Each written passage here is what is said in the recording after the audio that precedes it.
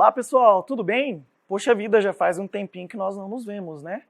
E que tal nós continuarmos o estudo sobre a região norte do Brasil e aprofundarmos um pouco sobre a floresta amazônica? Vamos conhecer um pouquinho mais hoje? Então já pega a sua apostila, já deixa ela aí do seu lado, já vai respondendo as questões durante a aula, porque aí terminando fica pouquinha coisa para você fazer e já mandar para o seu professor ou para a sua professora, correto? Então hoje nós vamos fazer a unidade 14 e conhecer o mundo amazônico. Hoje nós vamos fazer a leitura da página 135 até 144, bastante conteúdo como sempre. Algumas atividades nós vamos resolver e outras vão ficar por sua conta, correto? Então, vamos lá. O mundo amazônico. Neste módulo, você conhecerá a floresta amazônica, bioma que caracteriza a maior parte da região norte e que é mantido por delicado equilíbrio entre vegetação, temperaturas, chuvas, a umidade do ar, os rios e os animais. Então, galera, presta atenção aqui. A gente vai conhecer uma floresta que não tem igual no mundo todo. Tem alguma floresta, alguma coisa um pouco parecida na África, no Congo, mas ao redor do mundo são poucas florestas como a nossa floresta amazônica.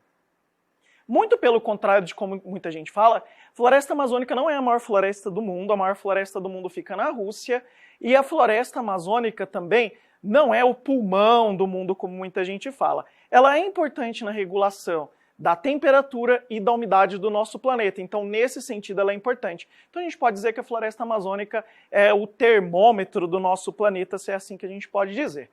A primeira pergunta do Trocar Ideias é: como você imagina que seja a vegetação predominante na região norte? E a 2, qual é a principal linha imaginária que passa por essa região?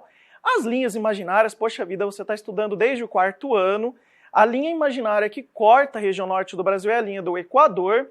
E como será que é a floresta de uma forma geral? Olha que interessante, da região norte do Brasil. Está falando que a maior parte da região norte é composta pela floresta amazônica. Galera, presta atenção, a floresta amazônica, ela ocupa quase a metade do território brasileiro e ao longo da história, 20% dela já foi desmatada. Isso significa que é uma área muito maior que muito país pelo mundo afora, né? E a floresta amazônica, a gente vai conhecer um pouquinho das características dela, ela é uma floresta formada por muita biodiversidade, muitas espécies de animais, de árvores, tem um clima bem quente, bem úmido, e durante a aula a gente vai aprofundando um pouquinho mais. E não esqueça a linha que corta a região norte do Brasil, a linha imaginária, horizontal, é a linha do Equador. Não esqueçam, galera, quando a gente falar de linha do Equador, automaticamente já associem a algum lugar bem quente. Olha essa imagem aqui da floresta amazônica, vocês estão observando que tem... Isso aqui não é mar, viu, pessoal? Isso aqui é rio, e tem um riozinho menor desaguando no rio maior, então esse aqui a gente chama de afluente do rio principal. Você olha por cima a floresta, parece que forma um tapete, tem uma parte que está esbranquiçada, que são as nuvens, ou seja, a floresta amazônica ela é uma floresta bem plana, né? Você olhando por cima ela parece um tapete, formada por muitas e muitas árvores mesmo, e pela coloração esbranquiçada aqui você já consegue perceber que é uma região bem úmida. Vamos prosseguir? O clima da região norte do Brasil. Galera, o que vai estar escrito aqui, de forma bem simples, é o seguinte: ele vai falar que o clima é quente e úmido na maior parte do ano, ele vai falar também que a Amazônia é cortada pela linha do Equador, então já estamos associando ao clima quente, e ele está falando uma coisa muito importante, que a incidência solar ela é perpendicular. Galera, é o seguinte, quando a gente fala que a incidência solar ela é perpendicular, significa que a quantidade, a intensidade que o raio solar chega é muito grande. Ou seja, cidades, países, estados que estão próximos da linha do Equador recebem um volume, um calor do Sol maior do que no restante do planeta. Ou seja, a gente já pode associar que lá é uma região muito quente. Ele vai falar aqui pra gente também, além disso, abriga a maior floresta tropical do mundo, a floresta amazônica, concentra 20% de toda a água doce do planeta. Memorize essa informação, 20% da água doce, a gente vai precisar dela para responder uma questão lá na frente. Na bacia hidrográfica do rio Amazonas, em parte da bacia do Tocantins e nas águas subterrâneas. Na região amazônica, as altas temperaturas provocam a evaporação de parte da água dos rios e do solo e a transpiração da imensa floresta. Então, galera, é o seguinte: 1/5 de toda a água doce do planeta, não é de toda a água do planeta, de toda a água doce, está presente na região amazônica. Aí você soma muitos rios, calor, as árvores transpirando. Galera, a árvore transpira também. Forma um grande volume de água, então é uma região que chove muito. A região amazônica é um dos lugares do mundo que mais chove o ano todo. Então lá faz calor o ano inteiro e chove bastante o ano inteiro. Tem só um períodozinho curto no ano, que vai mais ou menos ali de agosto a setembro, que é chamado de inverno amazônico, que a quantidade de chuvas diminui, mas no resto chove bastante. Olha essa imagem aqui, ela é super importante para você entender um pouquinho mais sobre como funciona o rio. Ao lado aqui vocês estão vendo os morros, né? São áreas mais elevadas, e ao centro você percebe que tem um rio cortando toda a região. Esse do centro aqui é o rio principal. Tá vendo essas ramificações aqui? Na verdade, elas estão saindo da parte mais alta, indo para a parte mais baixa, que é o vale por onde o rio principal corre. Então, isso aqui, ó, essas coisinhas aqui que parecem raízes de árvores, parecem veias, são chamados de afluentes e subefluentes do rio. O rio Amazonas tem vários de afluentes e subefluentes, ou seja, são rios que vão desaguar. Então presta atenção, todo rio principal tem rios menores que desaguam nele, que são chamados de afluentes, beleza? Então memorizem essa palavra. Olha essa imagem aqui das bacias hidrográficas do rio, da região norte do Brasil. Se você observar bem, nós temos duas cores. Nós temos uma cor roxa um pouquinho mais escura e uma cor mais rosinha. Tudo que está na cor roxa é a bacia do rio Amazonas e o que está na cor rosa é a bacia do rio Tocantins e Araguaia, dos rios Tocantins e Araguaia. Galera, presta atenção. Bacia hidrográfica significa que você tem vários e vários rios que vão desaguar em um rio principal. O rio Amazonas ele não nasce no Brasil, ele nasce no Peru, né? E ele vem atravessando. Quando ele entra no Brasil, o rio Amazonas vai receber o nome de Rio Solimões. E aí só quando o rio Solimões encontra com o Rio Negro, nesse pedacinho aqui, que a gente vai ter a formação do próprio rio Amazonas. Só que olha o tanto de rio que deságua na bacia do rio Amazonas. São muitos rios. A mesma coisa para o rio Tocantins e o rio Araguaia também.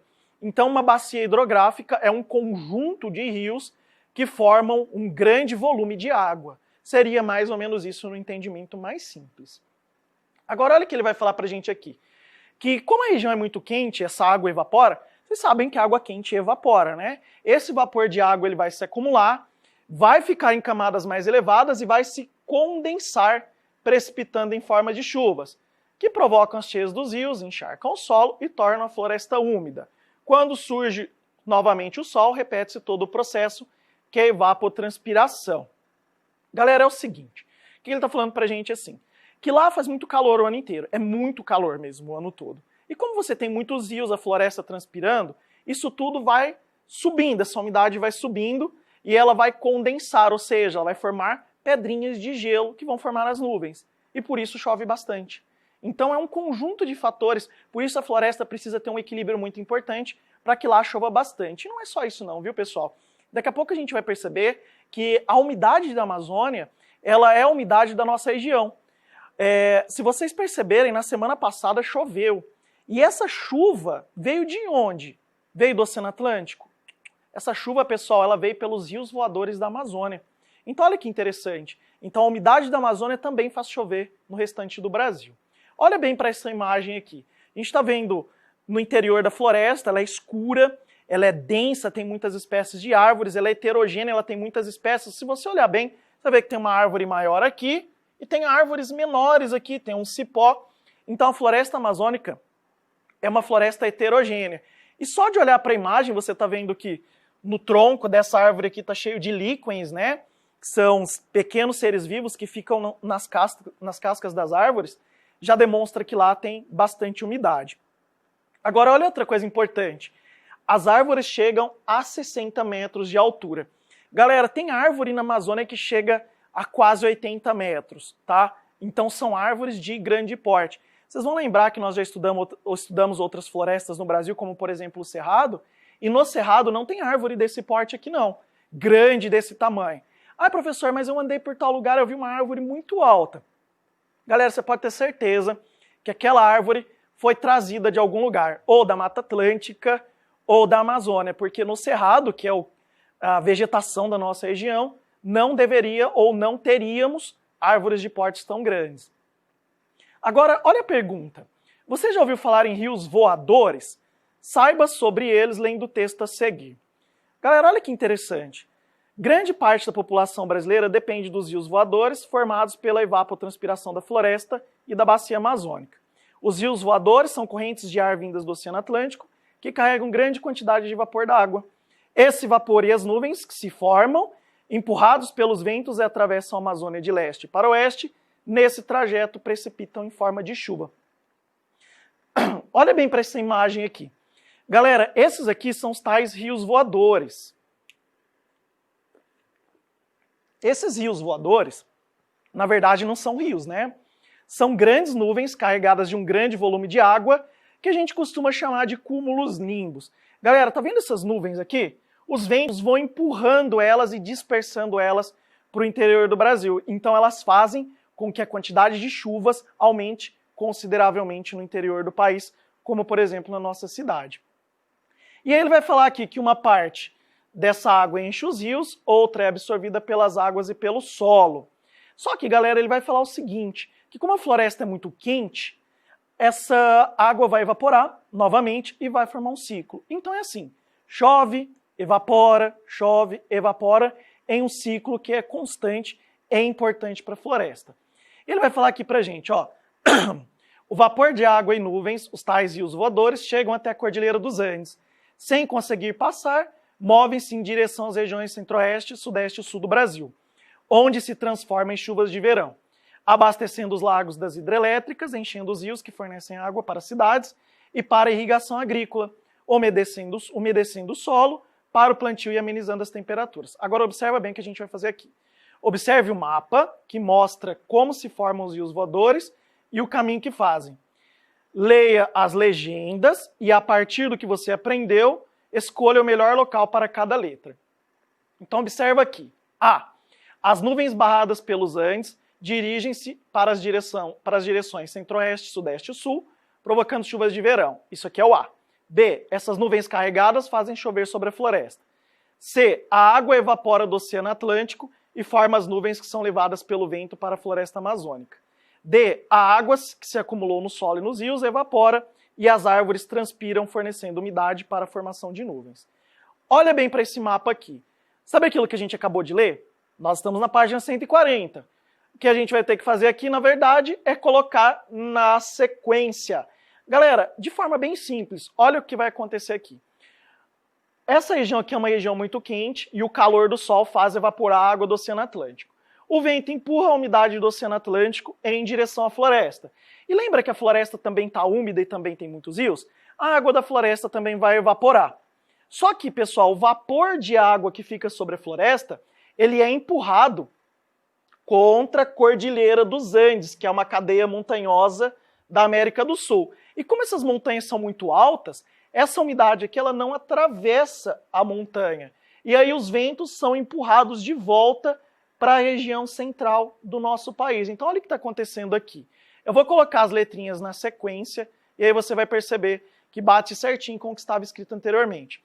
Os ventos, a água do oceano, ela esquenta, o vento empurra ela para a floresta, a água da floresta também evapora, a evaporação das árvores e dos rios, o vento continua empurrando contra a Cordilheira dos Andes, e aí quando essa umidade bate na Cordilheira dos Andes, os ventos retornam para o Brasil, fazendo chover em boa parte do território, como por exemplo no Cerrado, na Mata das Araucárias, em parte da Mata Atlântica também.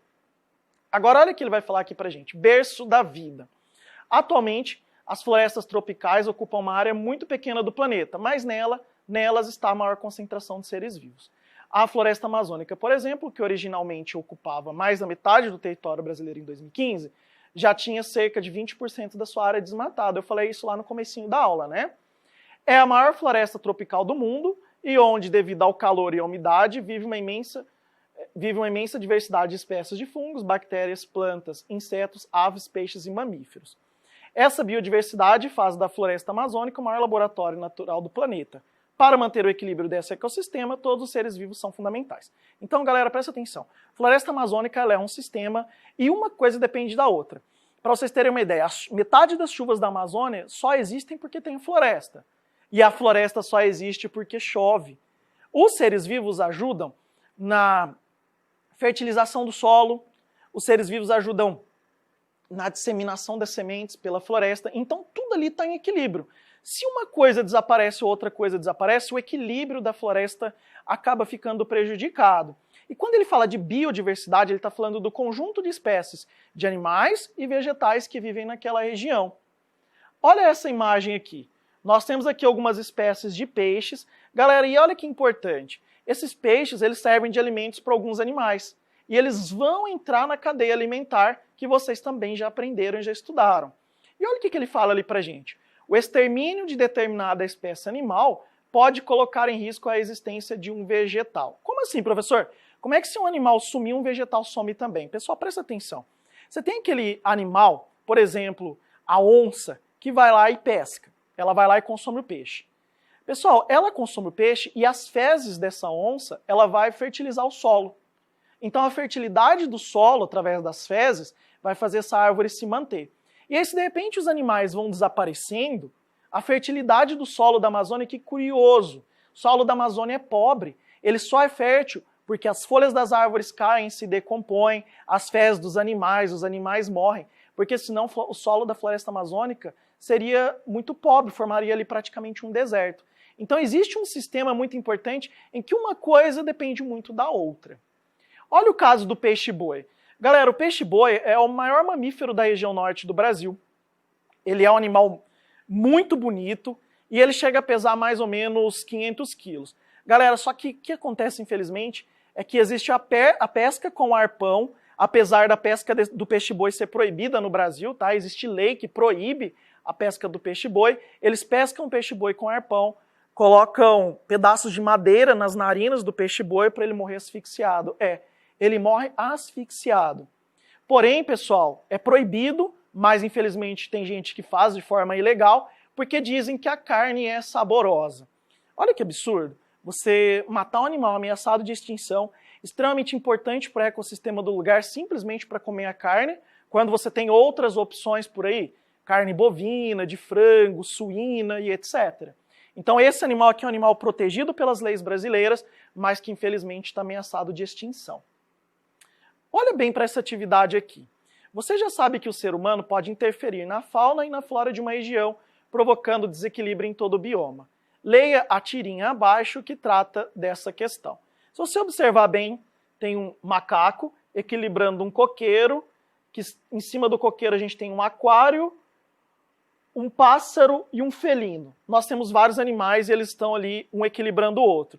De repente, vem uma mão, provavelmente essa mão aqui é do ser humano, e retira um elemento do sistema. Lembra que a gente falou que todos os elementos são importantes? Olha o que acontece com o equilíbrio de todos eles, o equilíbrio desaparece. Então essa tirinha está mostrando para a gente como o equilíbrio amazônico é importante. Agora, olha a pergunta. Descreva cada um dos quadrinhos da tirinha. No primeiro quadrinho se vê que todos os seres vivos dependem uns dos outros para manter o equilíbrio. Lembra que todo mundo estava ali se equilibrando? E no segundo, uma mão humana retira um dos elementos. No caso, a árvore, pode-se supor o desmatamento. Olha que interessante. Então, se você retira árvores, você pode prejudicar todo o equilíbrio da floresta. E no terceiro quadrinho, que todos os animais e todos os seres vivos caíram, a gente pode perceber que a retirada de um dos elementos desequilibra todo o bioma. Agora, pessoal, presta atenção porque essa aqui vai ficar por sua conta. Escreva um parágrafo, olha que você tem 1, 2, 3, 4, 5 linhas para responder. Estamos na página 142 e 143. Explicando o conteúdo da tirinha. Então você vai pegar e vai escrever o que as tirinhas estão tentando explicar. Na verdade, a gente já falou, né? É basicamente sobre o equilíbrio da floresta. Então você vai relacionar o que você aprendeu até agora nessa aula com a tirinha, beleza? Então essa aqui fica por sua conta. Olha a questão C. Se a mão que aparece no segundo quadrinho tivesse retirado o macaco e não a planta, o que aconteceria no fim? Vocês vão perceber que o macaco é o que está equilibrando tudo ali embaixo, né? Então o que poderia acontecer? Olha que interessante, aconteceria o mesmo desequilíbrio, pois todos os elementos vivos são muito importantes para a manutenção do equilíbrio do bioma. O macaco, por exemplo, come frutas. À medida que se desloca pela floresta, espalha sementes por meio das fezes, auxiliando na reprodução daquele tipo de árvore. Então vocês perceberam que qualquer coisa que eu retiro, se eu retiro a árvore, se eu extermino os animais, se eu mato as aves, etc., a floresta vai perdendo todo esse equilíbrio e vai desaparecendo. Agora, olha que interessante o que está nesse texto aqui. Desmatamento zero. Em outubro de 2015, a ONG, que é uma organização não governamental, Greenpeace, entregou ao Congresso Nacional, com o apoio de 1,4 milhão de assinaturas, o projeto de lei pelo desmatamento zero. Esse projeto de lei visa proibir o corte de árvores nativas do Brasil e a emissão de autorizações para novos desmatamentos. A proposta também estabelece que devam existir exceções para a agricultura familiar por um período de 5 anos, até que sejam implementados programas de assistência técnica e extensão rural compatíveis com o uso sustentável da floresta. A lei não se aplica aos indígenas, aos seringueiros e aos castanheiros. Galera, o Greenpeace é uma ONG internacional, ela não é brasileira, ela atua em vários lugares do mundo a favor do meio ambiente. Galera, é o seguinte, quando o Greenpeace luta pelo desmatamento zero, é importante a gente dizer que esse zero é um zero entre aspas, porque algumas famílias dependem da floresta.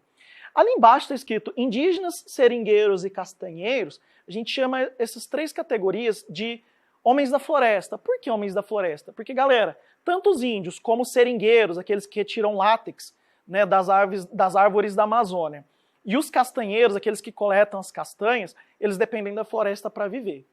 Eles não destroem a floresta. Eles usam aquilo que a floresta oferece. Então eles acabaram ficando de fora. E aí, será que de 2015 para cá tivemos resultado? Galera, infelizmente não. O desmatamento na Amazônia continua grande, apesar de ter diminuído nos últimos anos. Então, o ritmo do desmatamento diminuiu, mas o desmatamento continua. Agora, olha a pergunta. Considerando o que foi estudado até o momento, responda. Qual é a sua opinião sobre o projeto? Justifique sua resposta. Galera, eu vou ajudar vocês a pensar sobre a questão. Opinião é sua, é o que você pensa. Você acha realmente que esse projeto é bom? Pensar no desmatamento zero é bom? Ou não tem necessidade de ter um projeto para não desmatar? É isso que você vai responder na questão.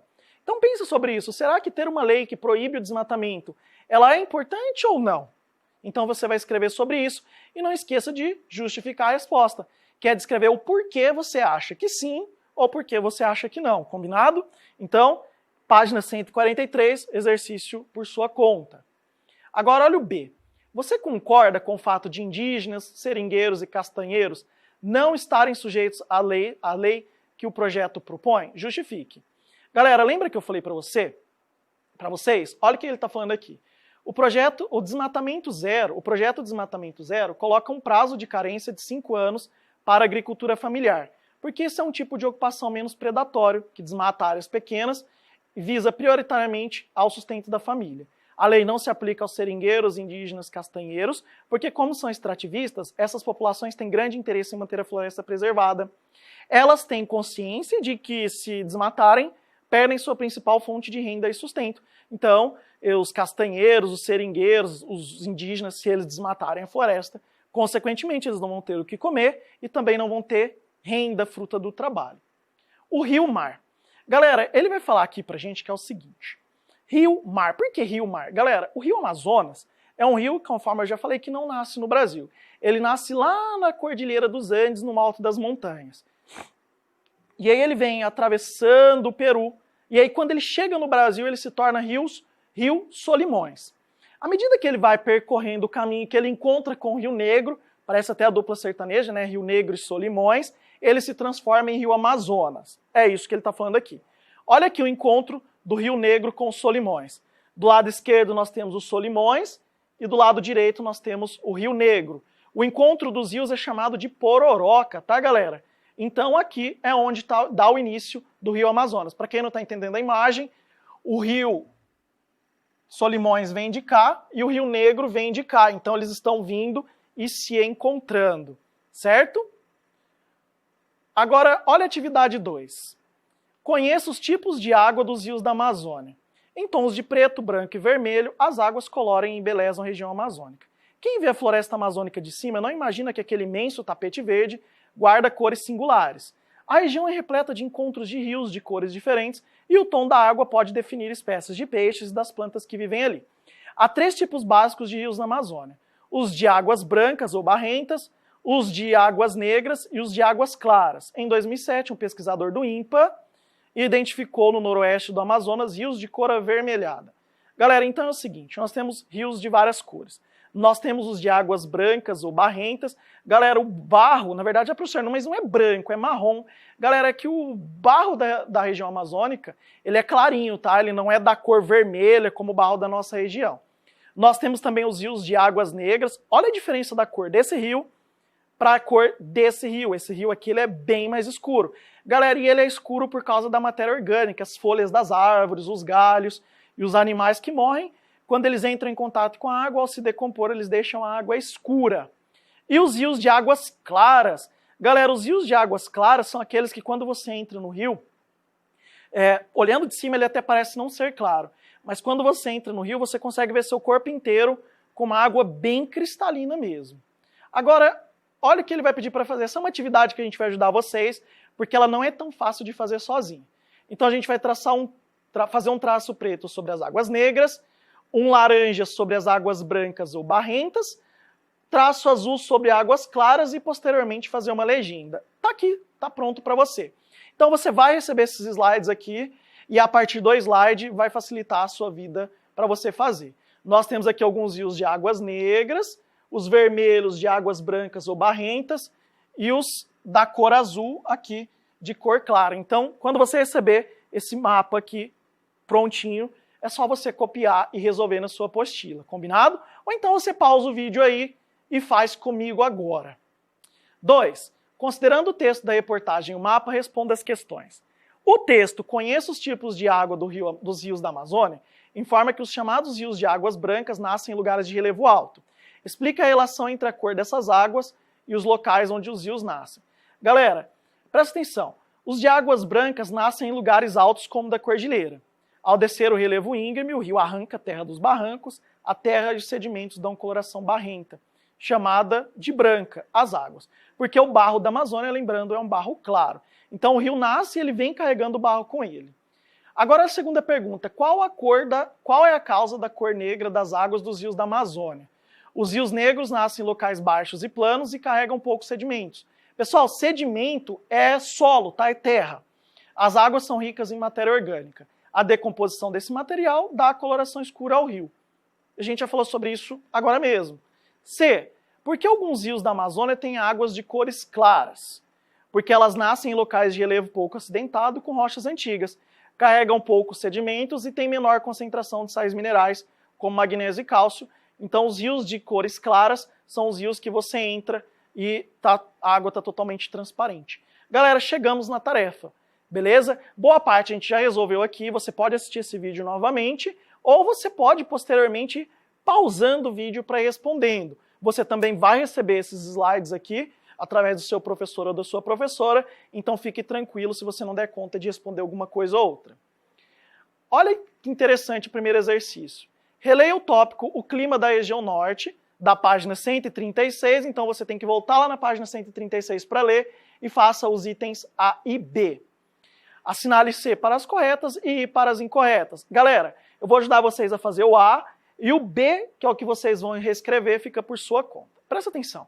A região norte é cortada pela linha do Equador. Verdade, verdade. Por isso, recebe intensa insolação durante a maior parte do ano. Verdadeiro. A área onde se situa a floresta amazônica está localizada na zona intertropical. Verdadeiro. Esse é o fator que explica suas altas temperaturas. Correto. A Amazônia concentra 20% de toda a água do planeta. Mentira! A Amazônia concentra 20% da água doce. Então, na hora de corrigir, você vai colocar aqui água doce. Os rios voadores são formados por correntes de ar carregadas de vapor de água. Verdade. Elas penetram pelo litoral e atravessam a Amazônia no sentido leste-oeste. Correto. O clima equatorial caracteriza-se por ser quente e seco? Não! O clima equatorial caracteriza-se por ser quente e úmido. Então a correção você faz logo abaixo aqui. B. Atualmente há uma grande preocupação com o consumo excessivo de água, uma vez que esta já falta para abastecer a população em várias áreas do Brasil. Responda então qual é a importância da preservação do bioma da floresta amazônica para o abastecimento de água nas regiões Centro-Oeste, Sudeste e Sul. Galera, lembra que eu já falei para vocês? A água evapora na Amazônia, os ventos empurram ela contra a Cordilheira dos Andes e a Cordilheira dos Andes devolve a umidade para a parte central do Brasil. Então, por que é importante, pessoal, para a parte central do Brasil, a Amazônia? Porque a maior parte das chuvas vem da floresta amazônica durante o ano todo. Beleza? Isso aqui fica por sua conta. No mapa abaixo, faça o que se pede. Presta atenção. Ó, eu vou pular as instruções e vou mostrar para vocês aqui na prática.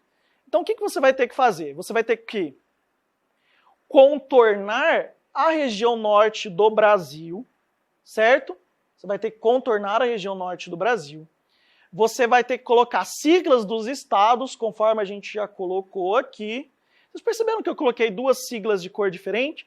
É porque, pessoal, o Mato Grosso e o Maranhão, apesar de ter floresta amazônica, não fazem parte da região norte do Brasil, certo? E o que é essa linha vermelha aqui que o professor fez para vocês? Galera, tudo que está dentro da linha vermelha é a área de floresta amazônica. Lembra que lá na aula anterior a gente aprendeu que a floresta amazônica não está só no Brasil? Então é o que ele está mostrando para a gente aqui. Floresta amazônica também fora do Brasil. Então essa é uma atividade para você fazer. Pausa esse vídeo ou use os slides para poder fazer conosco. Assinale a alternativa correta. A floresta amazônica é rica em biodiversidade devido ao clima quente e úmido. Ela se estende pelo território do Brasil e de mais 8 países da América do Sul. Poxa vida, acho que a gente achou a resposta. Pessoal, você vai ler as questões, as alternativas, e vai responder. Eu acho que a alternativa A já tem alguma coisa correta. Mas lembra, pessoal, toma sempre cuidado com a A, tá? Se você responder a questão e achar que é a A, leia a B, a C e a D para você poder confirmar. Combinado? 3. No mapa da questão anterior, aquele lá do rio, onde tinha o rio Amazonas, e a área ocupada pela floresta amazônica, faça o que se pede. Galera, em que país nasce o rio Amazonas? Já falei para vocês, ele nasce no Peru. Que nome esse rio recebe ao entrar no Brasil? Ele recebe um nome quando ele entra no Brasil, que é o nome de Solimões. Em que local o rio Amazonas vira rio Amazonas? É isso que ele quer saber. Que lugar que ele vira rio Amazonas? Dica, quando ele encontra com o Rio Negro. Onde se localiza sua foz? E cite uma característica importante do rio Amazonas. O que o rio Amazonas tem de importante? Vou dar duas aqui para vocês. Ele é um rio plano e é o rio de maior volume do mundo. Olha o professor dando spoiler aqui das questões. Chegamos ao fim da nossa aula. Galera, é super importante estudar geografia, porque é uma oportunidade de você conhecer outras regiões do Brasil e conhecer o mundo todo sem sair de casa.